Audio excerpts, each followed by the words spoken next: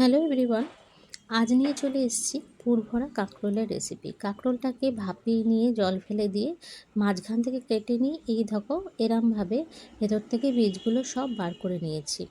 ভাপাতে এমনভাবেই হবে যাতে একদম প্রচণ্ডভাবে গলে না যায়, একটু শক্ত অবস্থাতেই সেটা নামিয়ে নিতে হবে। আর এখানে বেটে নিয়েছি পোস্ত আর একটু লঙ্কা, মানে কাঁচা লঙ্কা, যে যেরকম ঝাল খাবে সেরকম, আর তার সঙ্গে নারকোলটা না দিলেও চলবে। যদি তোমরা মনে করো পুরোটাই পোস্তই করবে তাহলে পোস্ত দিয়েও হবে। ব্যাস এটাকে বেটে নিয়ে এটার পুরটাকে রেডি করে নিচ্ছি। এর মধ্যে সামান্য পরিমাণে নুন দিয়ে নেবো, মানে এটার যেটা স্বাদ হবে সেই স্বাদের পরিমাণ মতো নুন দেওয়া হবে। দিয়ে এটাকে ভালো করে মিক্সড করে নিচ্ছি। গরম ভাতে এরকম কাঁকরোল পুর দিয়ে ভরা ভীষণ ভালো লাগে খেতে, জানো তো। এটা আমার দিদার হাতের করা রেসিপি, আর আমরা সবাই এই রান্নাটা খেতে ভীষণ ভালোবাসি।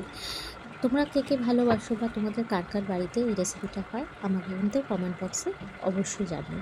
দেখতেই পাচ্ছ একটা স্পুন নিয়ে নিয়েছি, তার মধ্যে করে কিছুটা পরিমাণ এই পেস্টটা নিয়ে ওপরটাকে এরমভাবে প্লেন করে নিচ্ছি। অতিরিক্ত বেশিও দিতে হবে না, আর একদম কম দিলেও হবে না।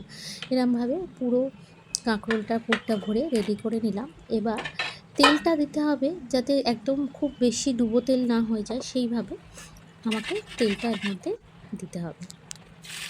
দেখতে পাচ্ছ সর্ষের তেল আমি দিয়ে নিয়েছি। বেশ খানিকটা গরম হয়ে যাওয়ার পরেই আমি কাঁকরোলগুলোকে প্রথমে যে দিকটা পুর ফেলা থাকবে সেই দিকটার মুখ করিয়ে এটাকে ভাজতে দিতে হবে।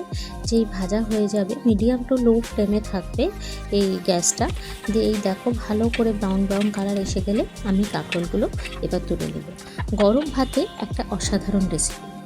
ভালো লাগলে একটা লাইক করো।